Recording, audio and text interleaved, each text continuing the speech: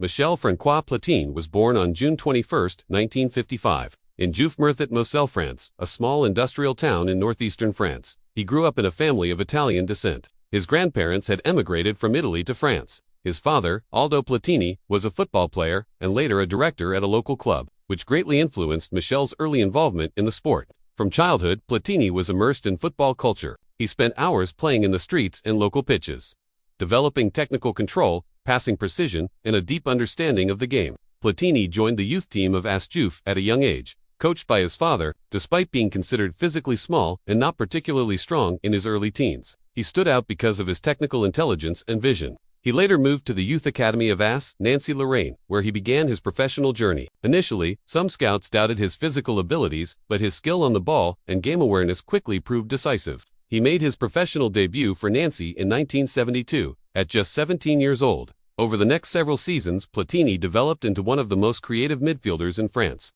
His breakthrough came in the mid-1970s when he led Nancy to victory in the Coupe de France in 1978, scoring the winning goal in the final. That triumph brought him national recognition and established him as one of France's brightest talents. In 1979, Platini transferred to AS Saint-Étienne, one of France's most successful clubs at the time. There, he won the French League title Division 1 in 1981. His performances in Saint-Étienne and with the French national team elevated his reputation across Europe.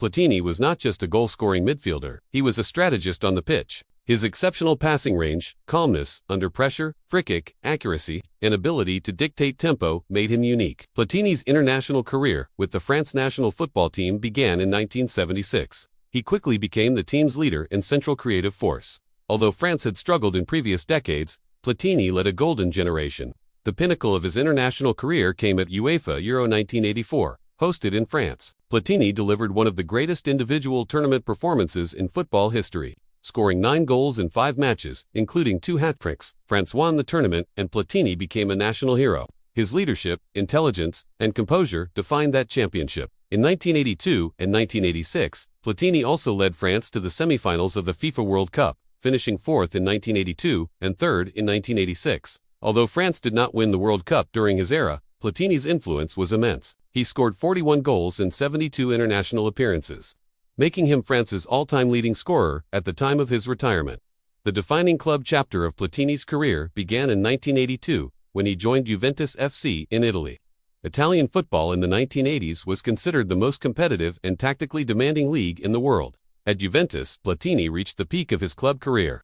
He won multiple Serie A titles, the Coppa Italia, the European Cup 1985, and the Intercontinental Cup. He became the top scorer in Serie A 3 consecutive seasons, 1982-83, 1983-84, 1984, 1984. A midfielder. Individually, Platini won the Ballon d'Or 3 times consecutively, 1983, 1984, 1985. An extraordinary accomplishment that placed him among the greatest players in football history. His intelligence, precise technique, and leadership were admired across Europe.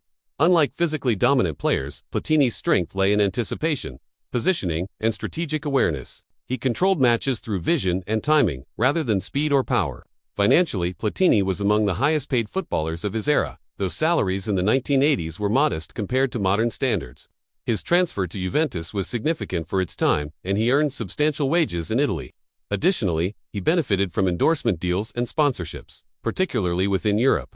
However, football economics in the 1980s were not yet driven by the massive global broadcasting revenues seen today. While he became financially secure and wealthy by the standards of the time, his earnings were far smaller than those of contemporary stars. Platini retired from professional football in 1987 at the age of 32. His retirement came earlier than some peers, largely due to physical fatigue and injuries. After retiring as a player, he transitioned into coaching and football administration. He briefly coached the French national team from 1988 to 1992, though with limited success compared to his playing career. His most significant post-playing role came in football governance. Platini became involved in European football administration and was elected president of UEFA in 2007. As UEFA president, he played a major role in implementing financial fair play regulations, aiming to improve financial stability in European clubs. Under his leadership, UEFA expanded European competitions and strengthened youth development programs.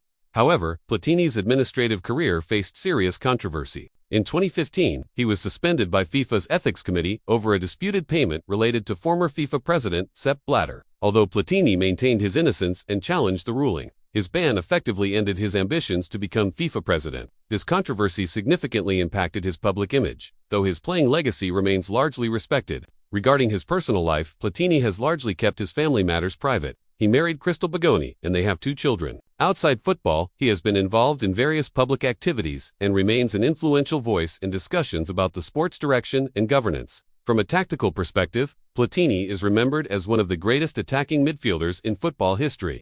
His style combined elegance, intelligence, and precision. He was a master of free kicks, capable of scoring from difficult angles with calm execution.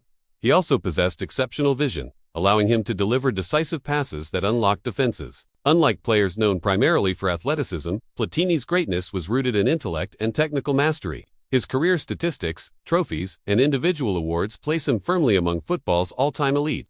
3 consecutive Ballon d'Or awards, a European Championship title, a European Cup with Juventus, and consistent leadership at both club and international levels reflect extraordinary excellence. Though he never won the World Cup, his impact on French football laid the groundwork for future generations, including the teams that would later win the 1998 World Cup and Euro 2000. Financially, Platini's overall career earnings, including playing salaries, endorsements, and later executive roles, ensured long-term financial stability. While exact figures vary, his wealth accumulated steadily through football and administration rather than through global marketing empires like modern superstars. In historical context, Michel Platini represents a bridge between classic European football and the modern era. He combined artistry with tactical discipline and helped redefine the attacking midfield role. His leadership during Euro 1984 remains one of the greatest individual tournament performances ever recorded. In conclusion, Michel Platini's life story is one of technical brilliance, leadership, and influence. From a small industrial town in France to the pinnacle of European football, he became a symbol of intelligence and elegance on the pitch. Despite later controversies in administration, his playing career stands as one of the most accomplished in football history. His legacy endures in the evolution of midfield play and in the development of French and European football as a whole.